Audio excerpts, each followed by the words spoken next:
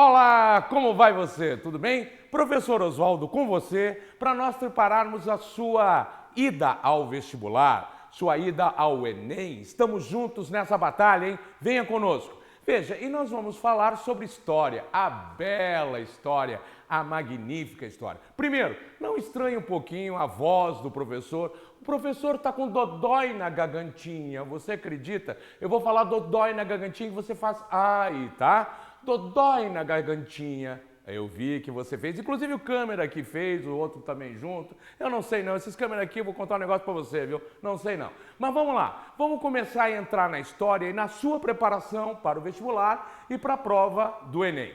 Nosso tema hoje, dá uma olhadinha aqui comigo, expansão territorial da colônia. Então nós vamos falar efetivamente sobre a história do Brasil e quando os territórios brasileiros começaram a ser ampliados, isto é, os territórios da colônia brasileira, né, começaram a ser ampliados. Então vamos dar uma olhadinha aqui nos temas que nós vamos trabalhar. Olha aqui, ó. Primeiro, expansão territorial da colônia. É claro que se vamos falar sobre expansão territorial da colônia, também vamos falar sobre bandeirantismo, jesuítas e pecuária, que são importantes temas para nós compreendermos como se deu a expansão do território, como os portugueses começaram a ampliar os territórios dominados por eles. Porque veja, a princípio, os portugueses estavam tão interessados tão somente na produção de açúcar ao longo do litoral. A princípio, eles vão até proibir que se adentre mais pelo território brasileiro.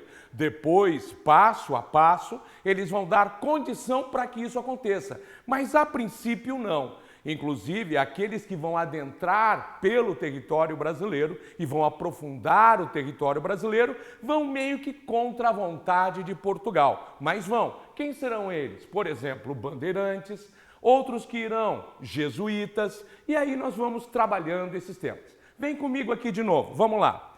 Então, olha só, expansão do território brasileiro. A conquista e a ocupação resultaram das ações de expedições militares, bandeirantes, jesuítas e criadores de gado. Que expedições militares? Que jesuítas? Vamos ir construindo isso e você vai anotando aí certos aspectos importantes, hein? Anota para depois aprofundar. Por favor, hein? Não me engana não, hein? Vamos lá. Bem, então primeiro ponto. A luta contra os estrangeiros. Você vai lembrar, logo Portugal ficou extremamente preocupado com a invasão de determinados países europeus em relação à colônia portuguesa, em relação à colônia que era o Brasil. E por que essa preocupação? Lembre-se, o Tratado de Tordesilhas, de 1494, né? O tratado feito entre Portugal e Espanha.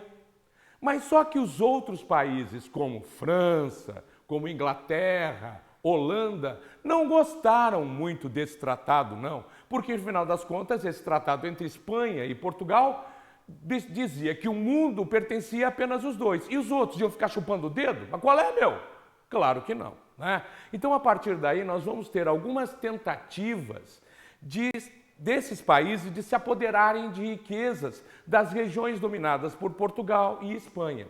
E é aí, por exemplo, que se você lembrar, nós vamos ter o acontecimento das invasões holandesas, desculpe, invasões holandesas não, as invasões francesas e depois invasões holandesas. Mas só que as invasões holandesas têm por um outro motivozinho, mas principalmente as invasões francesas, justamente aí.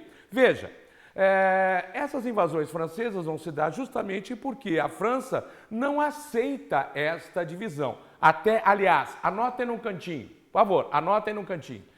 Invasões holandesas ou ocupações holandesas. Você poderá encontrar de uma forma ou de outra no seu vestibular. E por quê? Simples.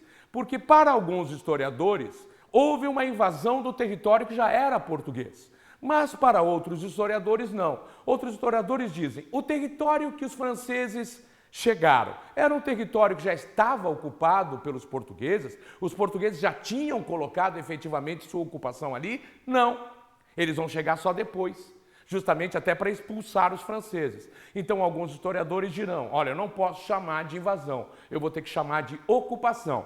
Por favor, esse jogo de palavras é importante, tá? Invasão ou ocupação, dependendo do olhar do historiador em questão, que é justamente o que vai estar envolvendo a sua prova ou não, certo?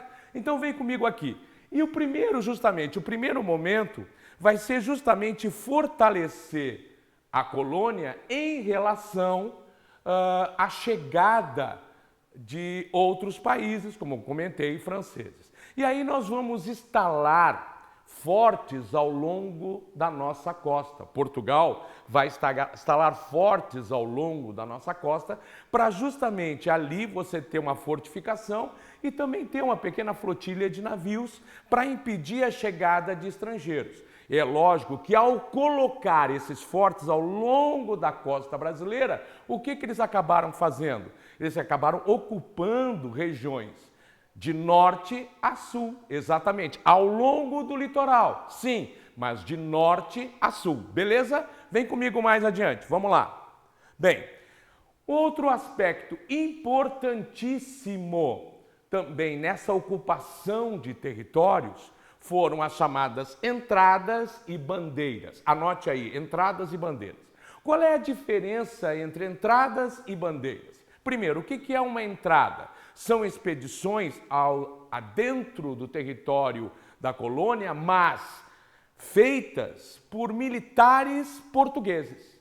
Então, os militares portugueses é que vão fazer esse avanço pelo território. Só que, claro, como são militares portugueses, de forma nenhuma, mas de jeito nenhum, eles ultrapassam a linha do Tratado de Tordesilhas. De jeito nenhum.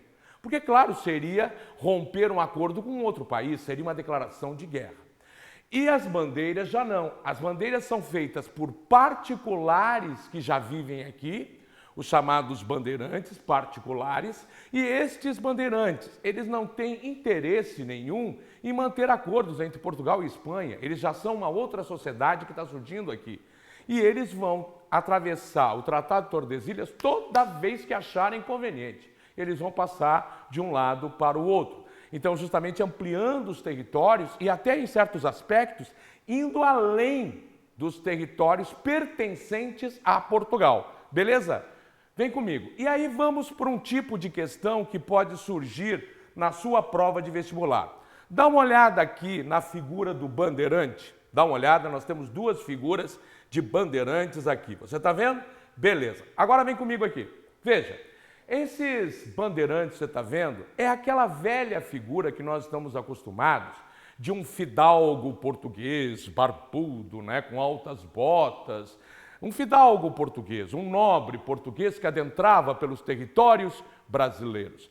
Não, essa figura apaga.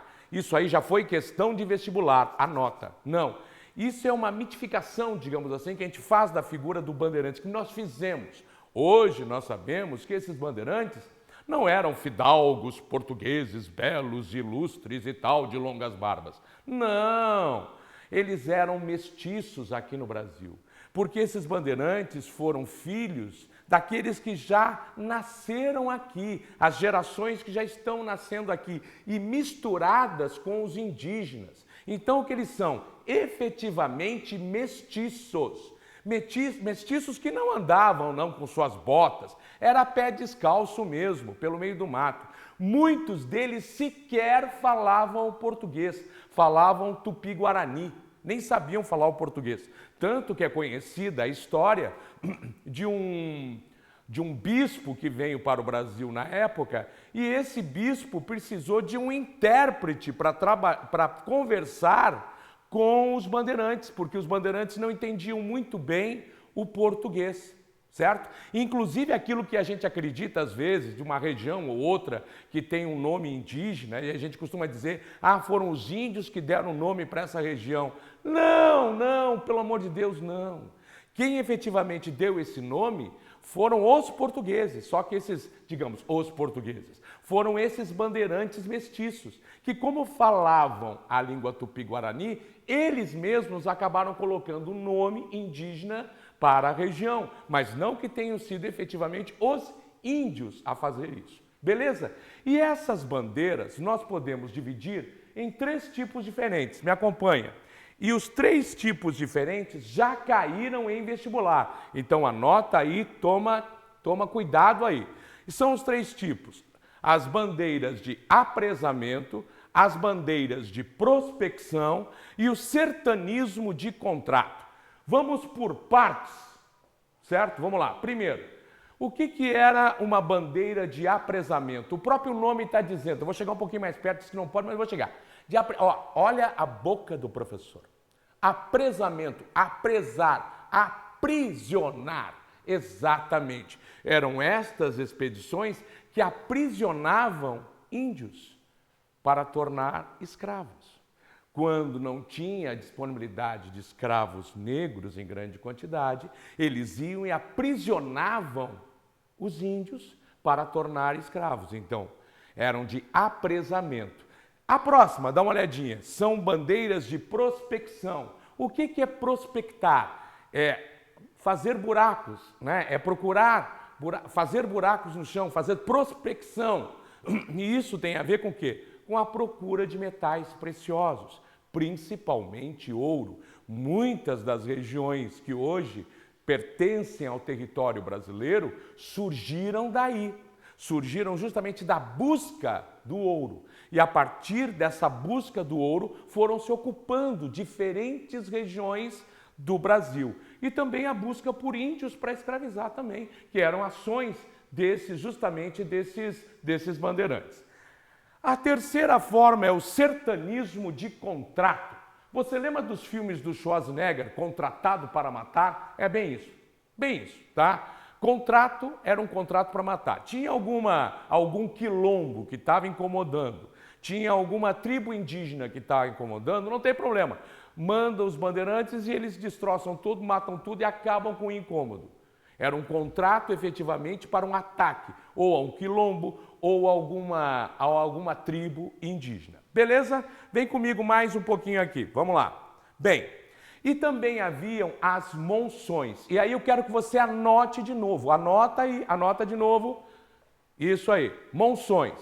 Eram expedições fluviais. Isto é, expedições que interiorizavam o Brasil a partir dos rios. Então os bandeirantes faziam seus barquinhos lá, seus naviozinhos, e iam por rio. E assim entravam por vários territórios, como chegaram, por exemplo, a Goiás, depois aprofundaram para o Mato Grosso e tudo mais, ainda no século XVI, para você ter uma ideia. Chegaram até a região de Rondônia, por exemplo, ainda no século XVI, isso, 1500 e lá vai carne assada, certo? Bem, vamos adiante aqui. Depois também, um outro aspecto importantíssimo para o aprofundamento do território brasileiro foram os jesuítas. A Companhia de Jesus, criada por Inácio de Loyola em 1534. Inácio de Loyola, que era um ex-militar, né? Ele se torna religioso e aí ele cria a ordem dos jesuítas, aqueles que vão ser chamados de os soldados de Deus. E por quê? Porque eles irão aos 4 cantos do planeta para catequizar todo mundo que encontrarem pelo caminho. Você tem que converter ao catolicismo todos.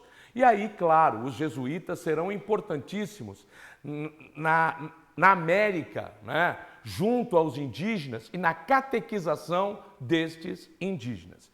E esses jesuítas, eles vão adentrar pelo território e buscar indígenas. Vão entrar pelo território jesuítas e buscar indígenas. E vão criar as suas missões, as suas reduções. E o que eram isso? Justamente locais onde eles retiravam os índios de suas tribos e traziam para um ambiente católico, aonde os índios passariam a viver junto com os jesuítas e se tornando católicos, digamos assim, nas missões ou reduções. Beleza? E ali embaixo, vem aqui comigo, você vai ver índios ladinos. O que é índios ladinos? Anota, anota, anota, muito importante. Já foi questão de vestibular, muito importante. Índio ladino, o que é? Veja, quando os bandeirantes saíam em busca de índios para escravizar, Eles buscavam índios mais adaptados com a cultura europeia. E quais seriam os índios adaptados à cultura europeia? Deixa eu pensar. Não, deixa eu pensar. Pensa, deixa eu pensar. Claro, você sabe, eu sei. Quem era esse índio mais adaptado? Aquele índio que já vivia com os jesuítas. Ele já conhecia a língua europeia, ele já conhecia os costumes, ele já tinha uma adaptação, era mais fácil de lidar com esse indígena. A palavra é ruim, mas eu vou usar só para você entender, mas a palavra é extremamente ruim. Mas esse índio, ele já estava domesticado, entre aspas, digamos assim. Então se tornava melhor para ser escravizado, percebe? Nesse sentido, esses índios que já tinham, digamos, essa domesticação, entre aspas, eram chamados de índios ladinos. Beleza? Joia? Ótimo. Vem comigo, vamos continuar. Bem, outro ponto importantíssimo para a expansão do território foi a pecuária, a criação de gado. Mas anota aí, anota, ela vai ser uma ação acessória, isto é uma ação que vem assessorar a sobrevivência na colônia. Tá? Vem assessorar a sobrevivência na colônia. É claro, naquele tempo não tinha navio frigorífico, né, Ilustre? Não tinha. Então pegar a carne daqui e levar para a Europa, tá doido? Bebeu? Tá de porre? Claro que não. O que eles iam fazer? Eles iam criar gado, mas criar esse gado para manutenção da colônia. Então, por isso, uma atividade acessória, que começa ali pelas regiões inicialmente colonizadas. Você vai ter a criação de gado, a produção de açúcar ao longo do litoral, e eles vão empurrar mais para trás a criação de gado. Depois, quando se amplia cada vez mais essa produção açucareira, você vai ter essa criação de gado empurrada para duas regiões. Quais as regiões? Aquilo que será o extremo sul do Brasil, digamos os pampas gaúchos, mas antes disso também para o Nordeste, onde nós temos criação de gado lá no Nordeste e tal. Então essas duas formas vão de criação de animais para justamente essa atividade acessória que vai assessorar a sobrevivência da colônia, vão ser enviados para os dois extremos. Então, você veja, nós temos aí dentro desse contexto, por favor, lembre-se, 4 ações que vão ajudar a aprofundar o território brasileiro. Primeira ação, né, que nós vimos, a criação de fortes para a defesa das colônias ao longo do litoral. Você que é aqui do Paraná, por exemplo, nós temos ali a Ilha do Mel. Na Ilha do Mel tem um forte. Esse forte justamente foi criado neste período, tá? Bem, essa é a primeira ação. A segunda ação dos jesuítas, os jesuítas que vão ir aprofundando o território brasileiro em busca de índios para catequizar. Outra ação, o bandeirantismo, os bandeirantes que vão ampliando até além da linha do Tratado de Tordesilhas, os territórios que vão ser ocupados pela colônia. E depois também a criação de gado, que vai impulsionar para o sul, para o extremo sul e para o extremo norte, a criação de gado também e, portanto, a ocupação desses territórios também. Beleza? Vem comigo aqui. Aí eu tenho aqui algumas atividades para você, tá? Para você fazer aí, se aprofundar no tema, por favor. Primeiro, ler os textos referentes à colonização portuguesa na América, da página 639 a 642, certo? E depois, fazer as questões complementares da página 645, 646. Essas questões justamente ajudam a aprofundar. Importante, você vai ler o texto, mas pelo amor dos meus filhinhos, você vai ler o texto da seguinte forma. Você vai ler honestamente. O que é uma leitura honesta? É pegar o seu marcador de páginas, marcador ali de texto, marcador de página, certo, né? Marcador de texto, e aí você vai lendo e vai marcando, sem celular por perto, sem televisão, vai marcando aquilo que você está encontrando da aula agora comigo. No texto você vai marcando e coisas a mais que você acha importante você vai marcando também, para depois você fazer uma leitura mais específica. Partiu desta leitura, e é leitura, não é, né? Não é ler e reler, não me faz isso, pelo amor de Deus, tá? Não, você vai ler uma única vez marcando bonitinho, e aí depois você vai fazer as questões. Tenho certeza que se você fizer dessa forma, com a nossa aula aqui, você vai ler o texto e depois faz as questões, tenho certeza que você vai sair bem. Porque, digamos, alguma questão te deixou em dúvida, volta no texto e lê. Ou volta no próprio vídeo e assiste de novo, né? E aí você vai pegar as ideias e vai de novo para a questão. Beleza? Isso que quero de você nessa primeira vez. Vamos lá, a leitura e as questões. E espero que você tenha pego o todo das questões, tenha pegado o todo das questões e a ideia básica aqui. A expansão do território da colônia. Muito importante, cai várias vezes em vestibular. Que bom que você esteve comigo. Um abraço, até a próxima. Tchau, tchau.